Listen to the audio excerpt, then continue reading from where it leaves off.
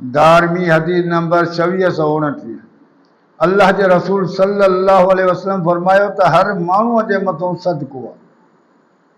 साहबा किराम अर्ज़ कयो त जेसिताईं ताक़त न हुजे त अल्लाह जे रसूल सल्लल्लाहु अलैहि वसल्लम फरमायो पंहिंजे हथनि सां मज़दूरी करे ऐं उन मां सदको ॾे। साहबा किराम चयो जेकॾहिं इहा बि ताक़त न हुजे त अल्लाह जे रसूल सल्लल्लाहु अलैहि वसल्लम फरमायो पोइ कंहिं मुश्किल ज़िदा या कंहिं तकलीफ़ में आयल माण्हूअ जी मदद करे ऐं उन जे तकलीफ़ में उन सां हमदर्दी करे। साहबा किराम पुछो त साईं इहा बि ताक़त न हुजे त? साईं जन फरमायो पोइ नेकीअ जो हुकुम ॾे ऐं नेकी करण जी माण्हुनि खे तबलीग करे।